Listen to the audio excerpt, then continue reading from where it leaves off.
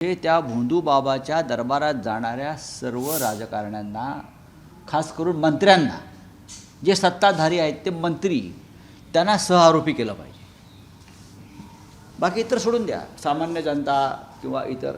पण जे मंत्री आहेत, जे सत्तेवर आहेत, जे कॅबिनेटमध्ये आहेत देवेंद्रजींच्या, त्यांना सहआरोपी केल्याशिवाय या राज्यातली भोंदूगिरी, बुवाबाजी थांबणार नाही. की महाराष्ट्राची जी भूमिका आहे ही स्वातंत्र्याच्या आधीपासून पुरोगामी महाराष्ट्र, प्रोग्रेसिव्ह स्टेट, सुधारणावादी, विज्ञानवादी असा हा महाराष्ट्र आहे. असाच महाराष्ट्र आपण घडवला. आणि अशा वेळेला जर या महाराष्ट्रामध्ये अशी भोंदूगिरी, बुवाबाजी फोफावत असेल आणि त्यात आमचे सत्ताधारी सहभागी होत असतील, तर तिथे त्या भोंदू बाबाच्या दरबारात जाणाऱ्या सर्व राजकारण्यांना, खास करून मंत्र्यांना, जे सत्ताधारी आहेत ते मंत्री, त्यांना सहआरोपी केलं पाहिजे. बाकी इतर सोडून द्या, सामान्य जनता किंवा इतर.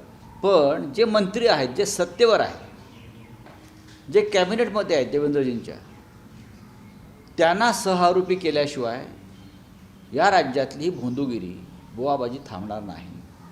हे जे काय आता सांगतायत मंत्री किंवा इतर लोक की हे अशोक खरात काय प्रकरण होतं आम्हाला माहीत नव्हतं, ही जी आता पळवाट काढतायत ते पूर्णपणे चुकीचे आहे. या प्रकारचा त्यांच्यावर पहिला गुन्हा 2003 साली दाखल झालेला आहे. 2003 साली झाला आहे, 2005 साली झाला आहे. नाशिकमधल्या एका वृत्तपत्रामध्ये, सकाळमध्ये बहुतेक, खरातच्या ह्या कारनाम्यांविषयी एक लेखमाला प्रसिद्ध झाली. तेव्हा त्या पत्रकाराला धमक्या देण्यात आल्या.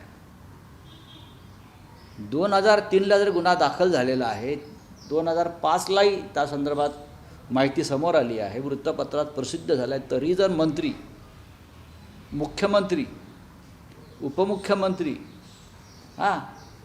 हे त्यांच्याकडे जात असतील, त्यांच्या पायावर डोकं ठेवत असतील, पूजाविधी करत असतील, तंत्रमंत्र जादूटोणा करत असतील, तर ह्या सगळ्यांना सहआरोपी केला पाहिजे. एवढीच आमची